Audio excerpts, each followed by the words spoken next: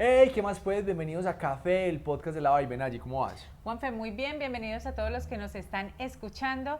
Recuerden que este es el podcast que les ayuda a elevar sus habilidades y acelerar los resultados de su negocio de café. Hoy vamos a conversar acerca de por qué el precio del café no sube o no aumenta de acuerdo a cómo está aumentando la inflación. En los últimos días hemos escuchado a muchos actores de la cadena, a muchos políticos populistas, a diferentes entes que se pronuncian alrededor de este tema y la pregunta es, ¿por qué si todo sube año a año con la inflación, el café no sigue esa tendencia? Y por eso trajimos este tema al podcast. Juanfe, empecemos por entender el contexto, qué es lo que ha sucedido con la inflación en los últimos años y que nos ha llevado a lo que estamos viviendo el día de hoy. Pero antes de que nos cuentes, los quiero invitar a que se suscriban al canal de YouTube si nos están viendo o se suscriban a Apple Podcasts, Amazon Music o Spotify si nos están escuchando.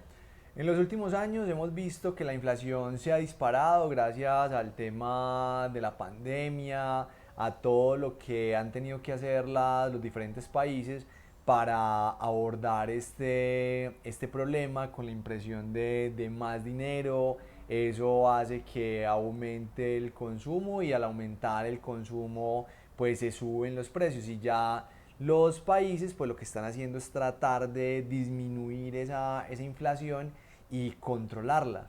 Y muchas personas dicen, listo, pero si todo sube de precio, ¿por qué el café no empieza a subir su precio año a año? Y lo que hay que entender es que el café está dentro de una categoría de un producto indiferenciado o un commodity. Y los commodities son los productos que cumplen con varias características. La primera de ellas es una poca especialización en su producción.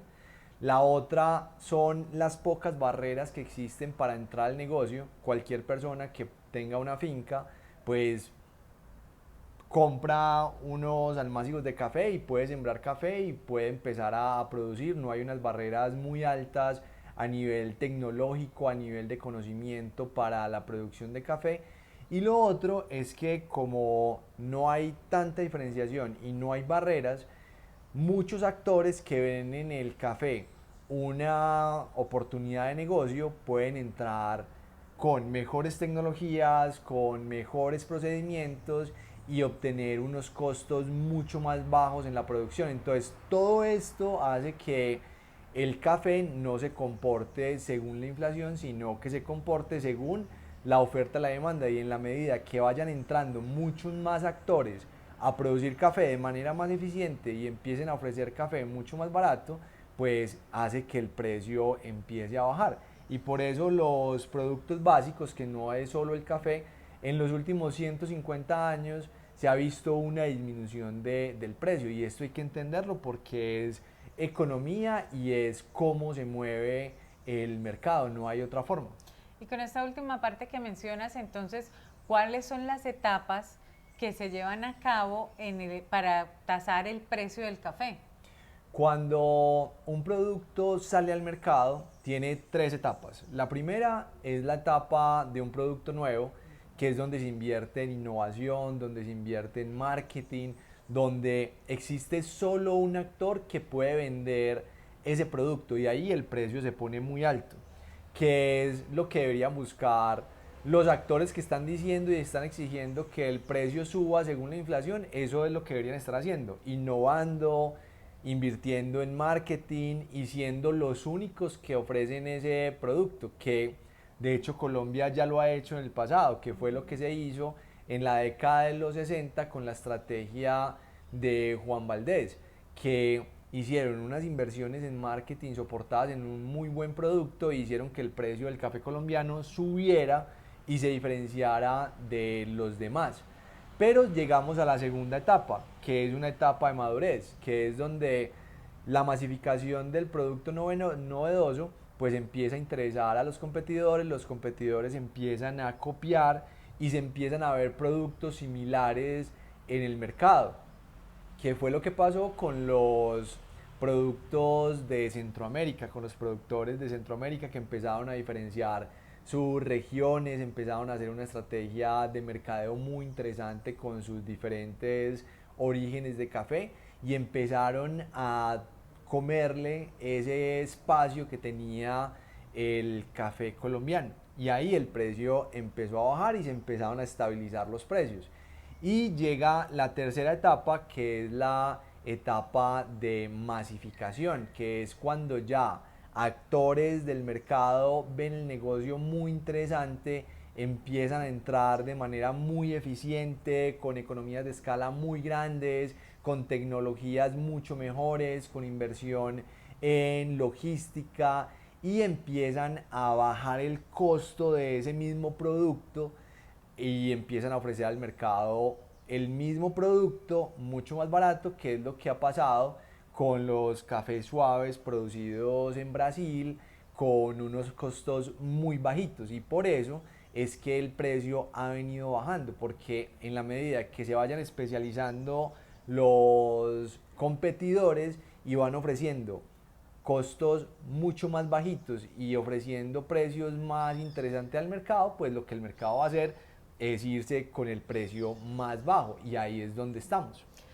Pero eso plantea un escenario bastante interesante porque si bien estamos en la etapa donde ya se está uniformizando lo que conocemos, ya no somos un producto nuevo, ya pasamos por esa etapa de maduración, pues ahora se presenta para nosotros un reto y a la vez una oportunidad muy chévere, y es generar nuevos productos para volver a estar en este segmento de producto nuevo y volver a ser diferenciados. Entonces creo que igual la solución sí sigue estando de nuestro lado, en nuestras manos, y dependerá de cada empresa cafetera qué puede hacer para desarrollar estos nuevos productos y ponerse a la vanguardia y nuevamente a puntear en el mercado. De hecho, lo hemos visto, y en la Feria de las K nos encontramos con varios productores que ya están de nuevo en esa primera etapa de producto novedoso, y son fincas en Colombia que le están apostando al desarrollo de nuevas tecnologías, al desarrollo de nuevos procesos, al desarrollo de nuevas variedades,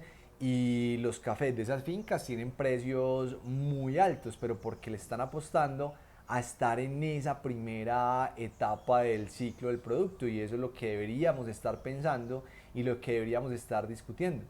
Bueno, hay otro tema, Juanfa, que me gustaría traer a la mesa y que conversáramos, y es el tema del rendimiento del café. ¿Qué es lo que ha pasado y eso cómo le influye directamente al precio? En el mundo se producen aproximadamente 170 millones de sacos de 60 kilos al año, y estos 170 millones de sacos se producen en aproximadamente 10.5 millones de hectáreas. Y si sacamos el promedio, pues nos daría un promedio de 16 sacos de 60 kilos por hectárea. Pero los promedios son engañosos, porque si vemos la productividad de países como Brasil, como Vietnam, en robusta están en casi 40 sacos por hectárea. Y si vemos la productividad de una finca brasilera produciendo arábicas es de casi 30 sacos por hectárea.